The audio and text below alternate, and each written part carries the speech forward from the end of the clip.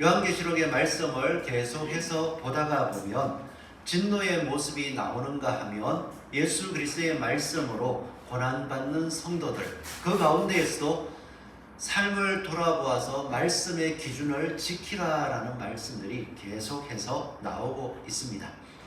그런 가운데 오늘 14장의 말씀을 볼 때에도 하늘에 있는 모습이 보여지는데, 이 모습이 보여지기 전 장면들을 이렇게 살펴보면요, 하나님의 성전에서 7 나팔이 부러지고 하나님의 심판이 이루어집니다.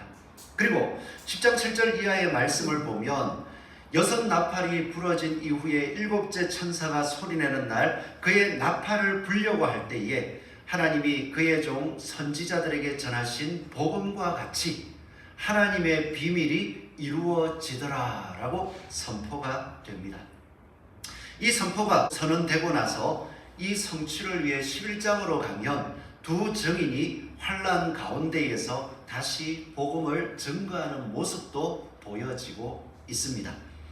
이 증인이 환난 가운데서 복음을 전하다가 결국 죽임을 당하고요, 다시 살아나 하늘로 올라가는 모습이 기록되어 있습니다. 이 두 증인은 우리가 이 말씀을 살펴볼 때에 교회를 상징한다라고 말씀드렸었는데, 이 두 증인이 핍박 가운데서 복음을 전하는 모습을 다시 살펴볼 때에 환난을 주는 자가 누구냐라고 할 때 하늘에서 참패당한 용이었고, 이 용이 직접 움직이는 것이 아니라 이 땅에 두 짐승에게 권세를 주어서 믿는 자들을 괴롭힌다라고 계속해서 말씀해 주었습니다. 이제 이러한 상황들을 우리가 머리에 새겨볼 때요, 두 증인, 그리고 7장에서는 14만 4천이 이 땅에서 예수 그리스도의 말씀을 지키는 가운데 입맞은 자로 표현이 되는데, 두 증인이 복음을 전하고 환난 가운데서 죽임을 당하였다가 다시 살아나서 하늘로 올라갔다고 했습니다. 이 하늘로 올라간 사람들의 모습이 어떠하냐 하는 것을 오늘 14장에서는 우리가 살펴볼 수 있습니다. 땅에서 증인으로 살아가다가 고난받고 또 그 증인을 열심히 지키다가 결국 패배한 것 같았지만 마지막에 하나님께서 그들에게 생기를 주시고 살아나게 하셔서 하늘로 올리신 모습, 그 모습을 보니 14장 1절을 보면 또 내가 보니 보라 어린 양이 시온산에 섰고라고 말씀하고 있습니다. 여기서 어린 양은 우리 당연히 예수 그리스도라는 걸 상상할 수 있겠죠. 5장에서 죽임을 당한 어린 양이 하나님의 보좌 앞에 있더라라고 말씀했으니 하나님의 보좌 앞에 있는 어린 양을 생각할 수 있습니다. 또 더 나아가서 시온산에 섰다라고 할 때면은 시온산이 어디입니까? 이 시온산을 예루살렘 성전으로 생각할 수도 있겠지만 이때는 이미 예루살렘 성전이 파괴된 이후입니다. 그러기에 5장에 나왔던 예수님께서 죽임을 당한 어린 양이 그 하나님의 보좌 앞에 있더라, 그리고 그 두루마리를 받아서 인을 떼는 모습을 볼 때에 하늘에 있는 시온산, 하늘의 새 예루살렘이다라고 우리는 해석할 수 있습니다. 예수님께서 하늘의 새 예루살렘에 서 있었고 땅에서 입맞은 14만 4천, 그리고 또한 그 교회의 상징적인 모습으로 두 증인, 이들이 하나님의 말씀을 지키고 그 말씀을 따라 죽기까지 충성하고 죽을 때까지 말씀을 붙들고 살아갔더니 그들이 하늘로 올리워져서 하늘에 있는 모습을 볼 수 있게 되었다는 것입니다. 그 모습이 바로 그와 함께 어린 양과 함께 14만 4천이 서 있는데 라는 말씀, 땅에서 예수님께서 주신 그 죽음을 감당하시면서 우리에게 부활의 영광을 나타내시고 그 이름을 믿는 자들, 다른 것을 이루는 것이 아니라 그 이름을 믿고 그 이름을 따라 사는 자들에게 이와 같은 은혜를 주겠다, 부활의 영광을 주겠다 약속하셨을 때에 단지 내 자신의 모습을 보자면 아무것도 아니고 또 내 마음속에서 올라오는 생각들을 보면 하나님 앞에 설 수 없는 모습이지만 그 예수님의 말씀을 믿고 이 죄악된 육신의 모습들을 씻어주시고 예수님께서 이루신 그 영광을 나에게 나누어 주신다는 것을 믿기만 합니다. 그 영광의 보증으로서 예수님께서는 성령을 보내주신다고 하셨습니다. 그 성령을 우리는 다르게 말하면 하나님의 인이라고 할 수 있겠죠. 그 임마적 모습이 그 말씀을 끝까지 지킨 사람들, 하늘에 올라가서 그들의 이마를 보니까 어린 양의 이름과 그 아버지의 이름을 쓴 것이 있더라라고 말씀합니다. 살아서 예수 그리스도를 믿고 그 이름을 끝까지 지킨 사람들, 어린 양의 이름과 그 아버지의 이름을 쓴 것이 있더라. 어린 양의 이름과 그 아버지의 이름을 생각해 보자면 참 여러 가지가 있을 수 있지만 하나님께서 창세전에 우리에게 주시기로 계획하신 것은 바로 영생이셨습니다. 그리고 하나님께서는 영생하시는 하나님이십니다. 그리고 예수 그리스도께서는 이 땅에 오셔서 영생을 가진 자로서 우리에게 나눠주시는, 믿는 자에게 나눠주시는 분이십니다. 그래서 그 이름이 있다는 것이 무엇입니까? 예수 그리스도를 믿음으로 부활의 소망을 사모했던 자들, 그들이 그 믿음을 지키고 끝까지 살아갔을 때에 하나님께서 성령의 인으로서 그 마음속에 새겨주시고 부활의 소망을 따라 살아가게 하신 그 모습이 천상의 모습 속에 그대로 이루어짐을 우리에게 보여주고 있는 것입니다. 이걸 믿어지십니까? 그럴 때에 우리가 이 말씀을 믿고 있다면 12절 말씀을 한번 보시면요, 이 천상의 모습이 그려질 때에 성도들의 인내가 여기 있나니 그들은 하나님의 계명과 예수에 대한 믿음을 지키는 자니라. 한 주간의 삶 속에서 세상은 여전히 예수 그리스도의 말씀을 따라 살아갑시다라고 이야기하기보다는 각자 자기에 맞는 형편을 이야기하면서 나에게는 이것이 옳다라고 주장을 하고 다른 사람들을 억압하는 모습들, 그것이 합당한 것처럼 이야기되어집니다. 오늘 우리가 찬양 인도 우리 집사님이 하실 때 보면 참 혼동스러운 세상의 모습이죠. 이스라엘의 소식들을 들을 때마다 전쟁이 일어나고, 전쟁이 안 일어나면 좋지만 일어나더라도 그 이유에 맞게 합당하게 좀 치러지면 좋은데, 지금 전쟁이 일어나는 가운데 민간인들이 학살되는 수준, 그런 모습들을 바라볼 때면요, 분명히 문제가 있는 거예요. 그럼에도 불구하고 전쟁을 일으키거나 또한 그 일들을 한쪽에서는 자기들의 이유가 있다라고 말합니다. 그러한 세상들, 그건 크게 지금 일어났으니까 말씀을 드리는 거지만 우리 주변에 그런 작은 욕심적인 모습들이 우리 주변에 가득합니다. 그럴 때 우리의 마음이 흔들리지 않을 수 있겠습니까? 그 모습을 보고 내가 지금 당장 손해를 보는 것 같은데 나도 손해보지 않기 위해서 똑같이 해야 돼라는 생각이 들지 않겠습니까? 그럴 때에 이 천상의 모습을 우리가 다시 한번 바라볼 수 있다면, 그리고 그 천상의 모습을 바라보면서 12절에 나오는 말씀처럼 성도들의 인내가 여기 있나니 그들은 하나님의 계명과 예수에 대한 믿음을 지키는 자들입니다.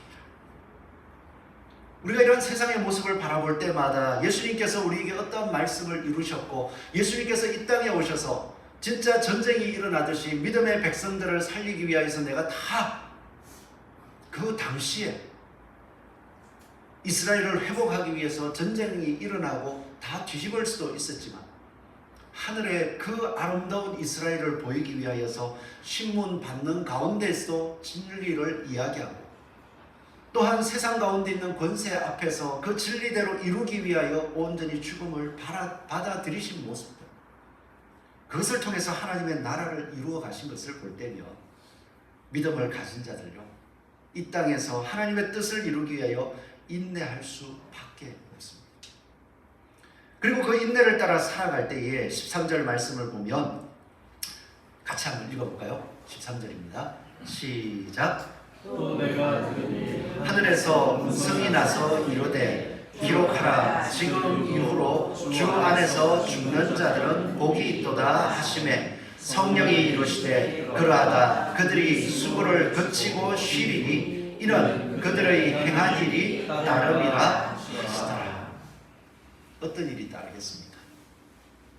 14장 1절 2절의 말씀에 보여진 이 땅에서 하나님께서 말씀을 전하실 때에 그 말씀을 붙들고 입맞은 자로서 서고 그 입맞은 자로서 이 땅의 끝이 어떠한지 하나님의 심판 앞에 설 것을 알고는 사람들에게 그 앞에 서야 할 것이기에 하나님께로 돌아오라는 증인의 삶을 살았던 사람들, 그리고 그 말씀을 따라 끝까지 지키다가 죽임을 당한 후 다시 살아났을 때에 오늘 14장 1절 나온 그 말씀처럼 예수님만 그러한 것이 아니라 그 말씀을 따른 사람들 또한 하늘의 그 보좌 앞에 서서 하늘의 영광을 맛보는 모습이다.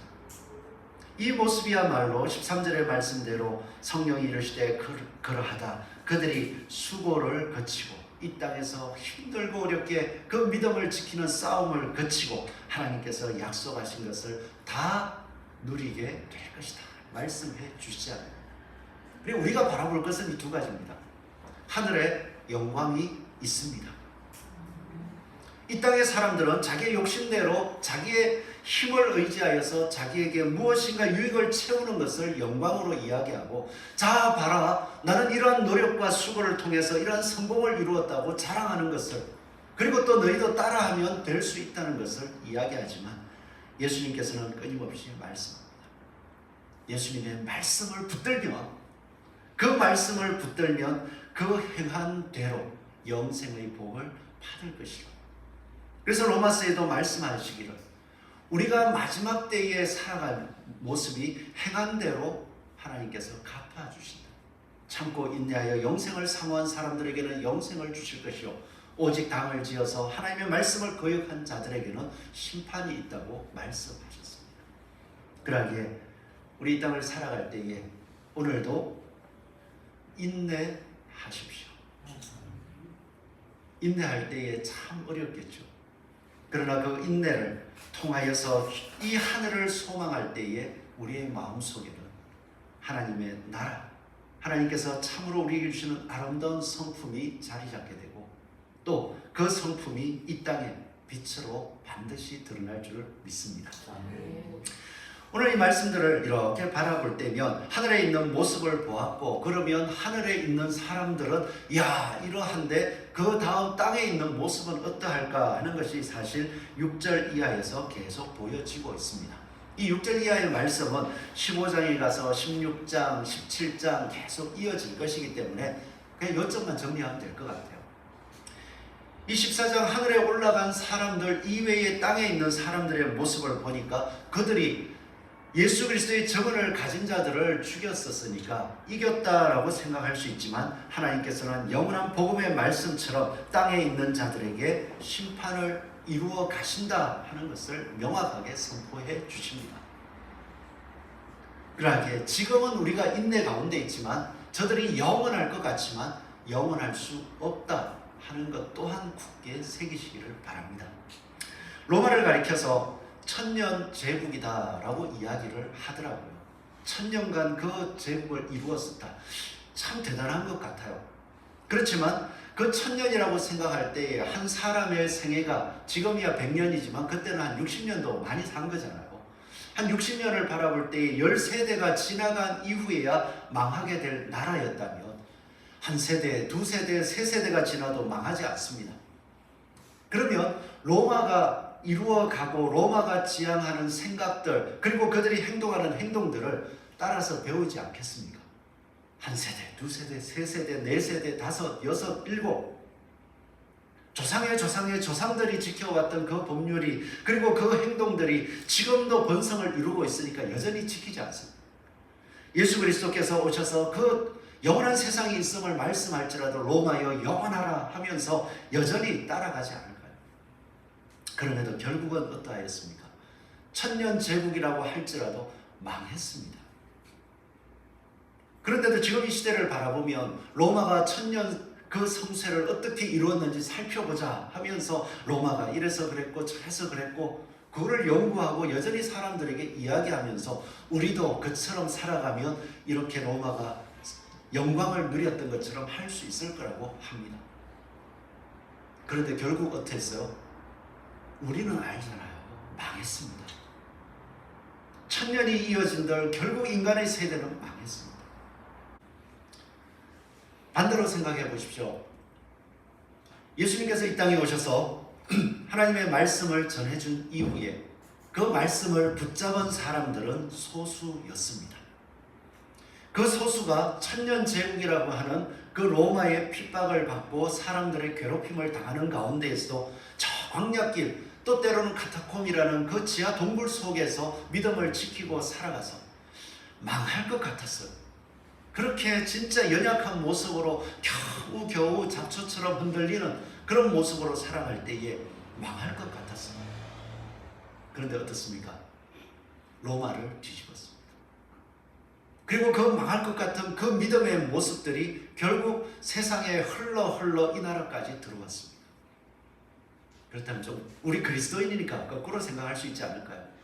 로마를 배워야겠습니까? 아직도 망하지 않고 더 점점 번성해 가는 것 같은 그리스도의 말씀을 배워야겠습니까? 오늘도 말씀합니다. 그 정언을 지킨 자들은 하늘에서 하나님의 보좌 앞에서 어린 양과 함께 서서 구원의 찬송을 부른다고 말합니다. 우리의 삶 속에 24만 4천이 지켰던 그 삶의 모습처럼 구원의 찬송이 넘쳐날 수 있기를 소원합니다. 이 구원의 찬송을 가졌던 모습을 보니까 2절에 보면 내가 하늘에서 나는 소리를 들었다라고 얘기를 하죠. 그리고 나서 그 소리가 어떠냐 하니까 많은 물소리와도 같고 큰 우레소리와도 같은데 내가 들은 소리는 검은고 타는 자들이 그 검은고를 타는 것 같더라. 이 검은고는 외국어로 표현하자면 하프라고 얘기하더라고요. 그래서 제가 이 말씀을 다 보면서 많은 물소리, 이 많은 물소리라고 하는 게 느낌이 잘 안 오는데 폭풍 치는 바닷가에서 그 파도 소리 있죠. 그런 소리를 상상하시면 되겠고, 또 아니면은 제가 가보지는 못했지만 나이아가라 폭포 동영상을 보면은 그 물소리가 엄청 나잖아요. 그 정도 소리로 상상을 할 수도 있습니다. 또 말씀 가운데 큰 우레소리 같아 있으니까 우레소리 들어보셨습니까? 비 오기 전에 마른 하늘에 뭐 날벼락 비슷한 그런 뭔가 갑자기 하늘에서 쩡쩡 그런 소리가 가까이서 들릴 때도 있잖아요. 그런 소리처럼 들렸다라는 거예요. 그러면 제가 생각할 때는 되게 겁이 날 것 같아요. 이 약간 비가 오거나 날씨가 굳은 날 바닷가로 가보면은 그 바람 소리와 파도 소리와 파도가 그 바위를 쳐서 그 바위 위까지 올라오는 모습에 마음이 두려워지거든요. 또 큰 우레소리가 울려나면은 그냥 진짜 세상 무너진 줄 알고 그럼 두려워야 되잖아요. 그런데 요한이 듣기에 많은 물소리와 같고 큰 우레소리와 같은데 검은고 타는 자들이 그 검은고를 타는 것 같더라. 하프를 타는 것 같더라. 그래서 제가 또 유튜브를 찾았습니다. 하프 딱 치니까 뭐 EBS에서 이제 교육하듯이 나오는 것도 있고 러시아인가요? 연주자가 딱 연주하는 걸 보여주기에 그걸 한번 보는데 진짜 좋더라고요. 그 소리가 뭔가 울림이 있으면서 또 하나하나 뜯으니까 딱 소리가 다 살아있는 거예요. 진짜 좋다. 그래서 제가 반대로 생각을 해봤습니다. 하프 소리 같으라 했는데 제가 그 하프를 타가지고 동영상을 탁 찍었습니다. 그리고 이제 유튜브에 올렸어요. 사람들이 그걸 보면 하프 소리가 아름답다라고 하겠습니까? 하프는 좋은데 그죠? 왜 그 하프 소리가 좋게 들리겠습니까? 왜 많은 물소리 그리고 큰 우레소리와도 같은 그 소리가 크게 귀를 쩌렁쩌렁하게 울리는 것 같은데도 그것이 검은고를 타는 하프를 타는 것처럼 들릴까요? 그것은 음률이 있고 곡조가 있기 때문에 그렇다는 거예요. 그러니까 제가 찬양을 할 때도 좀 조심스러워요. 그죠? 그렇지만 딱 앞에서 강집사님 인도해 주면은 제가 찬양 인도할 때 이 박자 이런 거 신경 안 써 가사에 집중할 수 있으니까 마음이 되게 이제 가사도 생각하고 은혜 감동도 되고 묵상도 하고 참 좋아요. 가만 보니까 곡조가 있어야 돼요. 그래서 피아노를 쳐도 제가 치면은 뭐 일명 이제 똥소다 그런 식이 돼가지고 듣지도 않을 거고, 곡조가 있으니까 똑같은 피아노라도 소리가 다르고요. 또 똑같은 찬송을 불러도 곡조를 딱 이제 익혀가지고 바로 낼 수 있으니까 그게 아름다운 거죠. 그러면 오늘 제가 이 말씀을 드리는 게 천국에 가면 다 이와 같이 될 거다라고 말씀드리는 게 아니라, 많은 물소리와도 같고 큰 우레소리와도 같은 그 하프와 같은 곡조 있는 소리, 곡조 있는 찬양, 그것이 무엇일까? 오늘 3절 말씀을 보면 그들이 보좌 앞과 내 생물과 장로들 앞에서 새 노래를 부르니 땅에서 속량함을 받은 14만 4천 밖에는 능히 이 노래를 배울 자가 없더라. 누구만 배울 수 있습니까? 땅에서 속량함을 받은 14만 4천 밖에는. 우리가 이 땅에서 삶을 살아보면요, 그냥 막연하게 누가 어땠더라, 누가 고생했다더라 하면은 느낌이 별로 안 옵니다. 그냥 고생했나봐, 고생했겠지, 힘들겠다, 이 정도로 끝나요. 그런데 같이 여행을 가서 동행을 하면서 시작부터 끝까지 쭉 같이 갔던 사람들은 어떻습니까? 무슨 말을 하면 다른 사람들은 잘 못 알아들어. 그런데 같이 간 사람들은 꼭 비슷한 상황만 얘기해도 두 사람이 서로를 쳐다보면서 지그시 웃거나 그때 하면서 다 알잖아. 그래서 부부 생활을 해보니까 그거는 참 좋더라고요. 말이 짧아도 돼요. 왜냐하면 다 알거든. 한 10년, 20년 동안 하다 보니까 어떤 행동, 어떤 말을 하면 어떻게 할지 아니까 딱 어떤 상황이 되면 말을 안 해도 돼요. 그 순간 딱 쳐다보면 똑같아. 말 한마디를 딱 꺼내는데 그 상황에서 두 사람이 똑같은 말을 동시에 하는 거예요. 바로 그겁니다. 땅에서 속량함을 받았기에 땅에서 함께 그 주님의 말씀을 붙들고 그 험난한 순간 서로 의지하고 이겨나아갔기에 하늘에서 하나님의 약속대로 섰을 때에 하나님께서 주신 은혜가, 예수님께서 우리에게 주신 은혜가, 그 험난한 삶 속에서 우리를 어떻게 붙들었는지 주님의 은혜가 너무나도 놀랍다고. 하나님께서 베풀어 주신 그 일들을, 하늘에서 이루어진 모습들을 서로 바라볼 때에 하늘이 아름답다가 아니라 이곳에 오게 해주시는 그 주님의 은혜가 너무나도 놀랍도다. 찬송한다는 거예요. 그 찬송의, 곡조 있는 찬송의 모습이 뭐겠습니까? 오늘 4절을 보십시오. 이 사람들은, 땅에서 속량함을 받은 이 사람들은 여자와 더불어 더럽히지 아니하였다. 찬양의 삶입니다. 찬양의 곡조입니다. 예수 그리스도의 복음을 가진 자들이 그 복음으로 말미암아서 하나님을 삶으로 찬송하는 모습이 여자와 더불어 더럽히지 아니하는 것입니다. 여자와 더불어 더럽히지 아니한다. 이 말씀은요, 음녀에게서 지켜주시면 돼요.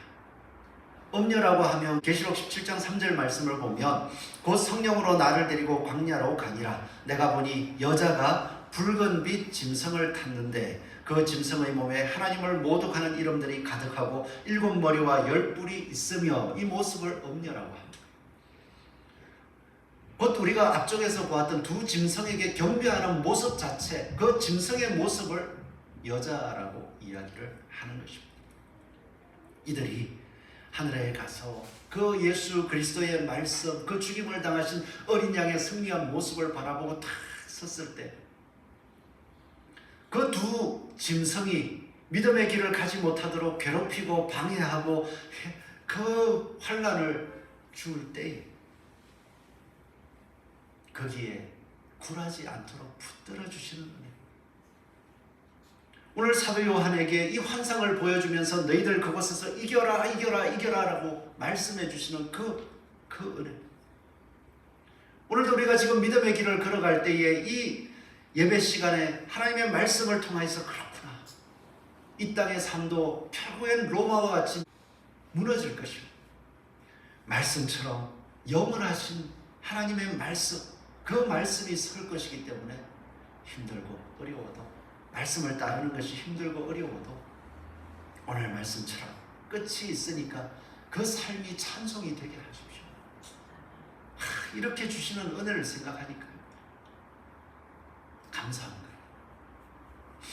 그래서 오늘 예배전에 찬양이 가사들을 가만히 묵상해 보니까, 야, 저때 은혜를 받았던 분들도 그 영원한 생명을 바라보았고 그 생명 때문에 저 찬송을 드리면서 하나님, 내 마음이 그 생명에 합당한 모습이 되게 해달라고 저렇게 찬송을 했구나. 야, 보이기 시작하잖아요. 그 찬양의 곡조가 있기에, 또한 그들이 앞서서 그 찬양을 부르면서 이겨가려고 힘쓴 모습이 있기에, 또 예수님께서 우리에게 보여주신 그 삶이 있기에, 우리는 하나님께서 여자로 더불어 더럽히지 아니하도록 붙잡아 주시고 있어. 오늘도 찬양할 수 있습니다. 너는 이 땅을 살면서 왜 별나게 사냐? 별나면 좀 어떻습니까? 하나님께서 주신 영원한 생명에 합당한 삶을 살아간다. 그래서 우리가 살아가는 삶들이 하나님의 말씀에 합당하다면 우리의 찬송, 곡조 있는 삶의 모습이 되기를 소원합니다. 그 왜 부끄러워하겠습니까? 그리고 두 번째로 보면, 이들은 예수님께서 인도하시는 길이, 예수님께서 걸어가신 길이 생명의 길이라는 것을 알았습니다. 그래서 생명의 길을 주신 예수님에 대한 찬양이 그곳에 가면 막 터져나오는 거예요. 그 모습이 어떻게 이루어집니까? 4절 말씀해 보니까 또 어린 양이 어떻게 했습니까? 어린 양이 어디로 인도하든지 따라가는 자며, 주님밖에 안 보이는 거예요. 예수님을 따랐던 제자들은 자신들의 마음에 생각이 있었어요. 구약에 말씀하신 것처럼 예수님께서 이 땅의 메시아, 예루살렘, 이스라엘의 왕이 되셔서 이 땅에서 우리가 예수님을 열심히 쫓아가면 국무총리도 하고 장관도 하고 다 할 줄 알았어요. 그래서 마지막 예수님이 예루살렘으로 올라가실 때 심지어 제자 베드로는 예수님이 내가 이제 하나님의 뜻을 이루기 위하여 죽어야 할 거야 했더니 붙들고는 그런 생각을 하시다니, 약해지면 안 됩니다. 가지 마십시오. 붙들고. 그러나 예수님께서 그 말씀하신 대로 이루시고 죽임당하신 후 다시 부활하셨을 때 이 제자들은요, 어디로 가든지 영원한 생명을 증거하는 길이라면 어디로 가든지 따라가더라고요. 왜냐하면 그 주님이 보여주신 길이 부활, 영생의 길임을 알기에. 오늘도 우리도 여전히 연약합니다. 마음으로는 어디로 가든지 주님 말씀하신 길, 그 하나님이 예비해 놓았을 줄 믿습니다 라고 하지만 길이 안 보이고 답이 안 보이면 가기가 싫어요. 주님, 그 길 말고 제가 볼 때 이 길이 좋아 보이니까 이 길로 가게 해 주십시오. 그리고 기도합니다. 밤새 부르짖으면서, 하나님, 은혜를 주시려면 좀 좋은 은혜를 주시고 좋은 길을 보여주시지, 저 그 길 가기 마음에 안 내키니까 딴 길 보여달라고. 우리의 믿음이 주님께서 말씀하신 길이 어디든지 그 길이, 그것을 따르는 삶이 생명의 길임을 알고 그 길 안에 있음을 찬송할 수 있는 저와 여러분 되기를 소원합니다. 그리고 세 번째로 보면 진짜 선량함을 받은 자는요, 처음 익은 열매의 귀중함을 알았습니다.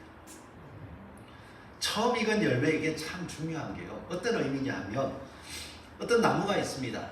나무가 있고 이제 열매가 살짝 맺혀가지고 익어가기 시작할 때 하나가 처음 익잖아요. 햇빛이 잘 들고 그러면 먼저 익는 열매가 있어요. 그 열매를 따먹어 보면 이 나무가 좋은지 나쁜지를 알 수 있습니다. 나무가 햇빛을 받고 잘 볕이 들어가지고 다 탐스럽게 열려서 탁 따서 먹었는데 너무 맛있어요. 그러면 그 나무는 기대가 되는 거예요. 왜냐하면 똑같은 열매가 맺힐 것이기 때문에. 그래서 첫 열매가 중요한 것입니다. 예수님께서는 첫 열매가 되셨습니다.